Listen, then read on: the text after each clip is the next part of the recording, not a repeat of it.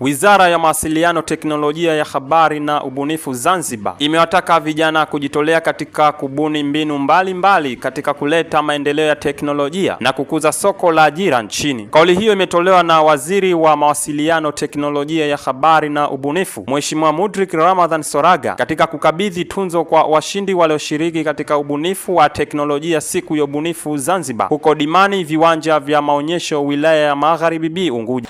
Kwa nini tuwe tuna siku ya ubunifu? Hili ni jukwaa mahususi ambalo lengo lake ni kuhakikisha kwamba tunawaleta wabunifu wote pamoja katika jukwaa moja ili tuweze kufahamiana, ili tuweze kubadilishana mawazo. Kabla ya hii wizara, naamini kwamba watu wengi ambao walikuwepo katika hii sekta walikuwa wanatamani sana kuwa na jukwaa la aina hii. Vijana wa chuo ambao wanabuni bidhaa mbalimbali, wawekezaji wengi walikuwa wanajiuliza wapi ambapo tunaweza tukakutana, wapi ambapo tunaweza tukapeleka mambo yetu, wapi ambapo tunaweza tukapeleka jambo letu na kukawa kuna mamlaka ama taasisi ambayo inatusimamia. Hili jukwaa la ubunifu ndio sehemu ambayo wengi wenu ilikuwa ni matamanio yenu. Kwa hiyo sisi tulichokifanya kama wizara ni kusikiliza ile kiu yenu na hatimaye leo hii kuweza kuleta jukwaa hili. Kwa hiyo ni matarajio yetu kwamba kila mwaka tutakuwa na siku ya ubunifu wakati kama huu, siku kama hii, ili iwe ni jambo ambalo ni endelevu kwa kila mmoja wetu.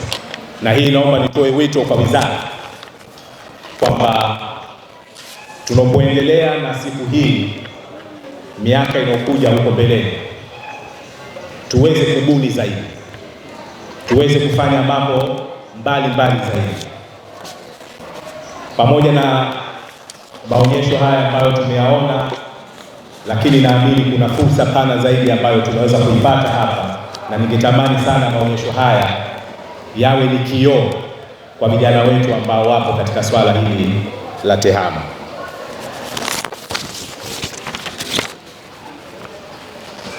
Matarajio yetu ni kwamba siku hii italeta tija pana zaidi, italeta mabadiliko ya fikra.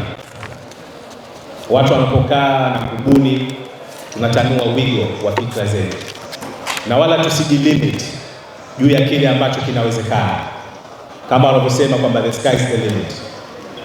Kadri ambavyo fikra zako zinapokuwa kubwa zaidi, zinakutisha, ndilo hilo ambalo sisi tunalitamani liwe, na jukwaa hili liweze kuruhusu fikra pana zaidi, bila ya kubeza mtu kwamba hilo haliwezekani, hilo kubwa sana. Kwenye TEHAMA hatufikirii kwa namna hiyo. Kwenye TEHAMA kila kitu ambacho kinakuwa ni kigumu, sisi ndio tunakitaka kukiendea na kukifanikisha. Lakini vile vile tuzidi kuongeza uelewa, kuweza kubadilishana uzoefu, kuleta wanataaluma mbalimbali. Hiyo itachangia katika yale ambayo nimeyazungumzia kwamba tukio letu hili liwe la kiubunifu zaidi.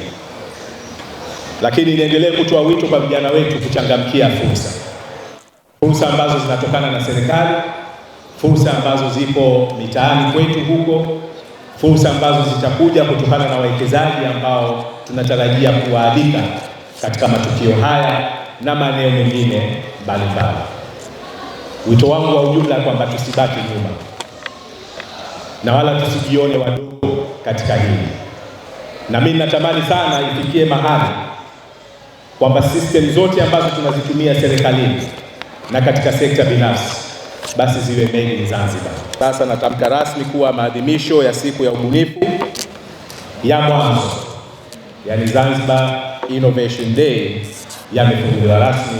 Kwa upande wake, naibu katibu mkuu Wizara ya Mawasiliano, Teknolojia, Habari na Ubunifu, ndugu Hawa Ibrahim, ametoa shukurani kwa Rais wa Zanzibar Dr. Hussein Ali Mwinyi kwa kuangaza macho yake katika kuweka Wizara ya Teknolojia, Mawasiliano na Ubunifu Zanzibar, ikiwa na lengo la kuibua vijana wenye ubunifu nchini. Kwa namna kipekee nawakaribisha katika shughuli yetu hii, lakini pia nawakaribisha washiriki wote ambao kwa nafasi zao wameshiriki na wameonyesha mifumo yao na teknolojia zao mbalimbali ambayo zinaakisi sasa kuwa Zanzibar tuko tayari kubadilika kiuchumi kutoka ule tunasema manual na sasa tunakwenda kwenye digitalization.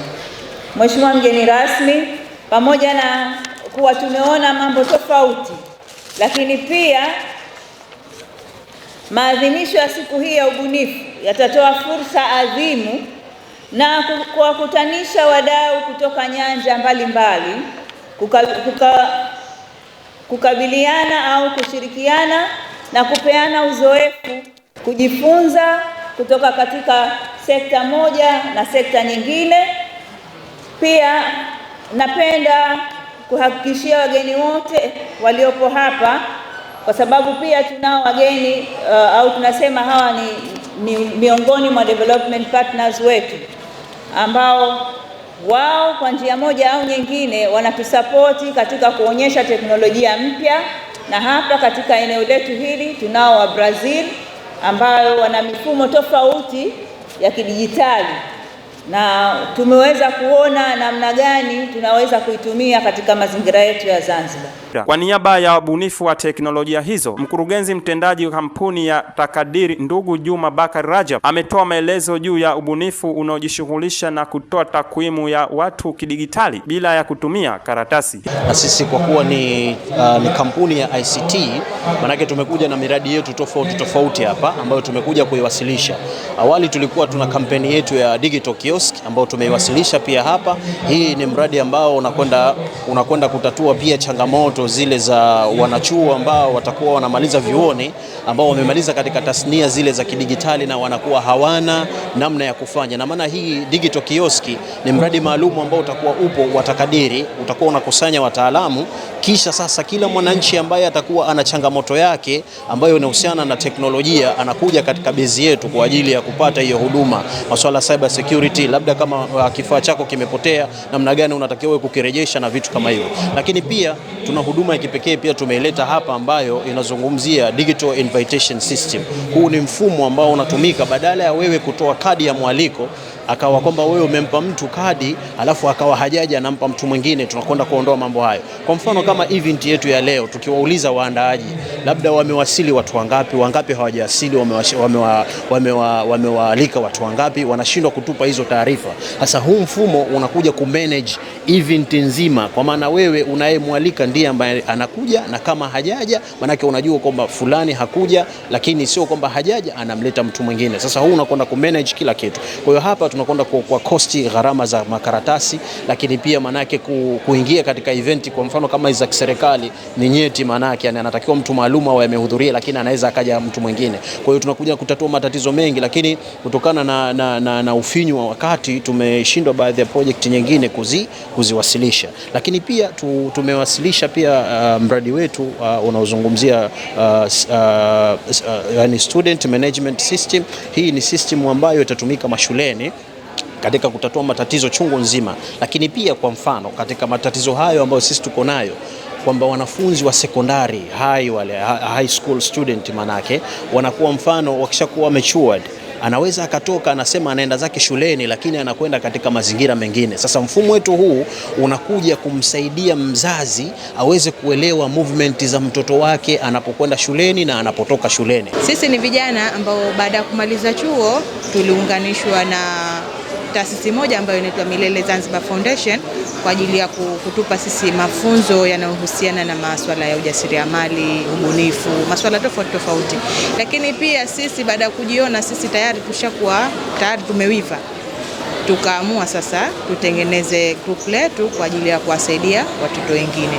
Kwa hiyo tunaweka kempu baada ya likizo, yani kila baada ya likizo tunakuwa tunaweka camp na wanafunzi wa skuli tofauti kuanzia miaka 6 mpaka 14 tunakuwepo nao pale Jang'ombe hapa kwa ajili ya kuwapa taaluma kama hii ambayo sisi tuliipata kutoka Milele. Lakini pia leo tumekuja na project yetu hizi kwa ajili ya kushowcase hizi project. Hizi project wametengeneza watoto ambao walikuwepo katika kempu iliyokuwepo kipindi kile cha likizo kwa wiki moja. Wametengeneza hii forest boundary, lakini pia kuna games ile pale. Hii ni project ambayo wametengeneza kwa ajili ya kuhakikisha kwamba katika misitu kuna usalama. Kiufupi, unakuta saa nyingine kuna watu wanaingia katika misitu, wanaua wanyama au wanaenda kukata miti. Kwa hiyo kupitia hii forest boundary itasaidia kwamba mtu akiingia kwenye msitu anatambulika kwamba mtu fulani kaingia kwenye msitu au tayari anaukaribia msitu. Kwa hiyo wale usalama waliokuwa katika ule msitu watafika ile sehemu na kuweza kuhakikisha kwamba yule mtu anamuuliza maswali pasavyo kwamba yeye kaja kufanya nini kwenye ule msitu. Ni hivyo. Hizo ni ripoti za ASAM Online TV. Jina langu ni Abdrahman Awes, lakini nyuma ya kamera ni Madina Omar.